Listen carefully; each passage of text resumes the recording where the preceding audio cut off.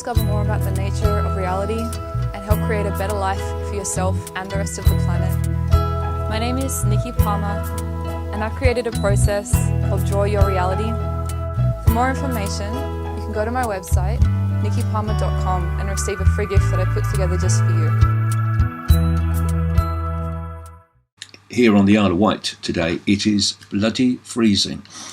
And I'm seeing here a story that Greece has had temperatures plummet to a record minus 23 centigrade as European cold snap sees enormous dumping of snow.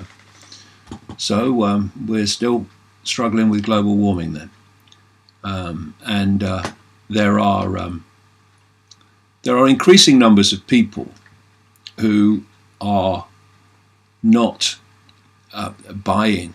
There's been a lot of people for a long time who are not buying this whole thing about human-caused climate change. Does the climate change? Of course the climate changes, but is it caused by what has been demonized now as a pollutant called carbon dioxide, when actually it's the gas of life?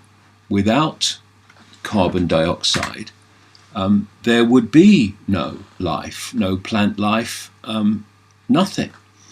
And they've, in the minds of many, especially the progressive left, have successfully demonized a gas that is essential for life. And whenever there have been high concentrations of CO2, then growth and life has been abundant. It's when it gets really, really cold that the inability to function becomes catastrophic. See Ice Age. And here's another story this week about climate change before I move on. As climate change fear-mongering falls apart, which it is, but you see, what you notice is although the whole basis of it is falling apart, the belief in it is falling apart, they're still banging on with the policies as if it's real, with all these horrible wind turbines destroying beautiful landscapes and seascapes. And all these other areas of policy, because of course it was never anything to do with saving the planet. It's to do with finding an excuse to transform human society, not least through something called Agenda 21, Agenda 2030, coming out of the United Nations, which I've written about at length. And in the 1960s, an organization was created called the Club of Rome, which was specifically created to exploit environmental concerns to justify the transformation of human society. So here's the headline I was talking about. As climate change fear-mongering falls apart, 2018 goes down as is the first in history with no violent tornadoes. Climate change alarmists can say whatever they want when talking about the future. They choose their words to scare people, and when they're looking about what could happen 50 to 100 years from now, many of them know they will never be held to account for their irresponsible comments when their doom and gloom predictions fail to come to fruition. Now, of course, many have already done so, not least those of Al Gore, the man who wants to save the planet. He flies around in private jets and turns up in cavalcades of big limos. However, we are already starting to see some of their more short-term predictions fall apart, it says here. As 2018 came to a close, experts say that 2018 will go down in history as being the first on record that did not experience any high-end twisters, with not a single violent tornado touching down anywhere in the United States all year, and 10 tornado deaths noted this year, vying to become a record low. Why is this relevant, the story asks? Well, many experts and climate change alarmists alike have long held that global warming will lead to more frequent and powerful tornadoes. Trapping heat with greenhouse gases, the theory goes, adds energy to the atmosphere in the form of moist, warm, unstable air that forms tornadoes. If you look back at former President Barack Obama's second inaugural speech in January 2013, you'll see that he said global warming and climate change were causing raging fires, crippling drought, and more powerful storms. Incidentally, the year before, 2012, saw the number of tornadoes hit a 10-year low of just 936. Excuse me. One of the excuses that they are conveniently using this climate change hoax for is that they want to spray the sky. Now, they've been spraying the bloody sky since at least the 1990s, goes back earlier, but that's when it became so obvious that people noticed it. Started in North America, it seems, and then went worldwide. Called chemtrails. These chemical trails and nanotechnology trails coming out of planes that crisscross the sky all over the world. I've seen them everywhere. And of course, they've been denying that chemtrails exist. It's all a myth. Yeah, although you start crisscrossing the sky, and that plane's turning now and it's going in that direction, so it crosses the last stream that it created, and that one's doing the same in the other direction. So yeah, it's all a myth.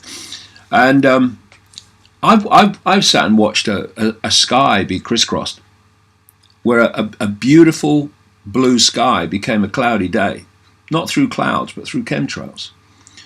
So what they're doing now, because I guess they can't hide it any longer for large numbers of people, because it ain't a figment of people's imagination.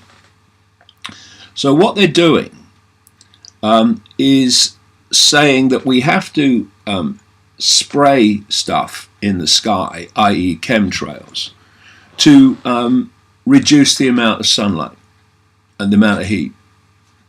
So it's an excuse to do what they've been doing since at least the 1990s. And this is a classic case of the malevolent and the stupid and the uninformed, because this is what you have in politics. You have the few characters who connect into this web big time, and then you have all the ignorant people who get somehow elected to political office, who are absolutely clueless. They only know what they read in the papers. They only know what the people around them, i.e. system people, tell them. And they come out with the most absolute crap. I mean, you have a minister, for instance, or in other countries like America, you have someone selected to run a office of state, be it Secretary of State, Secretary of Defense, whatever. You go in there and you have not got a clue about what you're doing.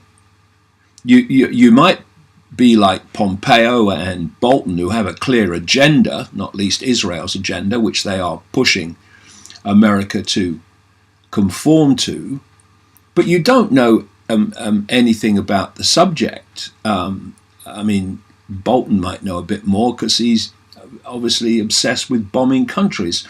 But most of these people, they don't know. And then you have what they call a reshuffle in Britain, where suddenly, after maybe 2 years or so of people running certain ministries, the Prime Minister will say, well, we're having a reshuffle. Well, that means you basically rearrange the deck chairs on the Titanic, and so someone who's been running, I don't know, the pensions ministry or something, then gets moved to environment. Now, he doesn't know, or she doesn't know any more about the environment than they knew about pensions or anything else. But now they're running the Environment Ministry, overseeing things like global warming policy. So where are they going to get the information from on which to make decisions? Well, they're going to get it from the civil service, the administrators of government, who are always there, the permanent government. So the branch of the permanent government, the administrators, the civil servants as we call them in Britain, were telling the person what to believe and what to do at the pensions ministry. And now they've moved to environment. Now the group that administer the environment ministry are now telling the same person what to believe and what to do and how things are. So this is one of the major ways that Brexit has been undermined. It's been undermined by the administrators of government who don't want it overwhelmingly. And so you have this this situation where the blind are being led. And yet the blind are supposed to be running the country. So, I've met politicians over the years, and I tell you, in my experience, politicians are some of the most uninformed, clueless, and arrogant, which is a hell of a combination, people you'll ever meet. They're absolutely clueless. And some of them have been running parties. Some of them have had aspiration for running parties, but they're clueless. And so, you have this situation now where the whole basis of global warming is falling apart, and yet the policies that are supposed to be responding to global warming go on and on and on. That's why